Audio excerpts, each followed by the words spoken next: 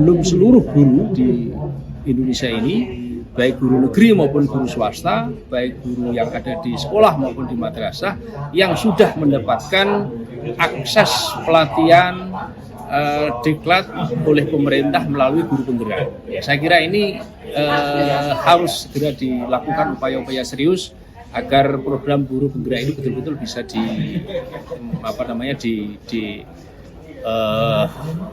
penuhi dan seluruh guru mendapatkan akses guru penggerak itu.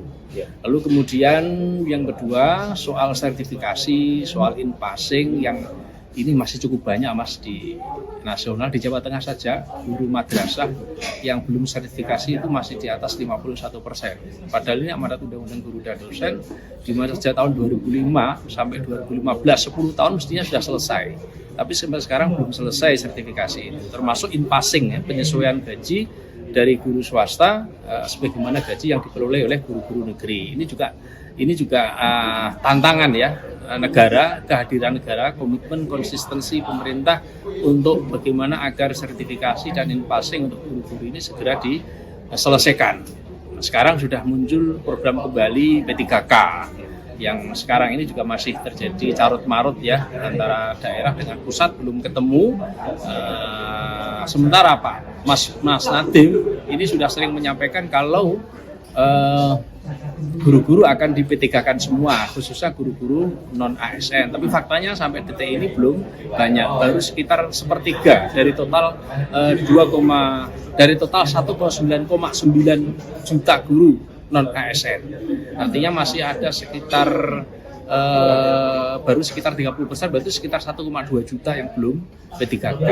Ini yang di bawah Kementerian Pendidikan dan Kebudayaan. Lalu yang di bawah Kementerian Agama ini nyaris malah belum sama sekali. Nah, mestinya kan tidak boleh dikotomi antara sekolah dengan madrasah. Jadi guru sekolah maupun guru madrasah ketika ada program P3K mestinya juga harus menjabat prioritas dari negara gitu. Nah, ini juga menjadi bagian dari keluhan teman-teman guru di Hari Guru Nasional ini. Kemudian yang kedua, ini juga tidak kalah penting terkait dengan isu problem kesejahteraan. Hari ini guru-guru honorer baik yang ada di sekolah tingkat SD, TK, SMP ini kan juga kondisinya masih jauh di bawah UMR.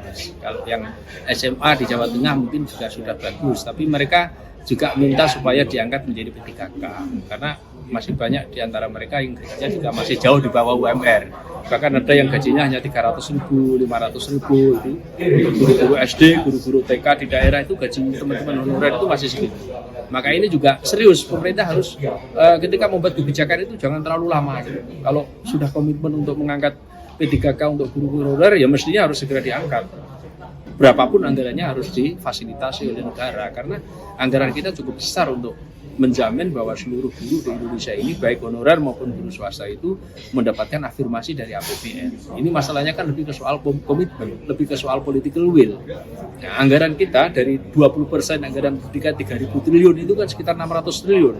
Angka itu cukup saya kira untuk mensejahterakan seluruh guru-guru di Indonesia, termasuk tenaga kependidikan, TU, laporan, semua itu bisa. Kalau negara punya komitmen, karena pendidikan itu urusan absolut, urusan pelayanan dasar, konkuren antara pusat dengan daerah harus ada sinergi di sini. Ini faktanya kan sampai sekarang masih kita lihat, kita jumpai teman-teman tenaga pendidik, teman-teman TU ini masih belum sejahtera. Saya kira ini dua tantangan besar ya, soal profesionalisme, soal kompetensi, dan soal kesejahteraan guru di Hari Guru Nasional hari ini yang tentu harus mendapatkan perhatian serius ke depan oleh negara.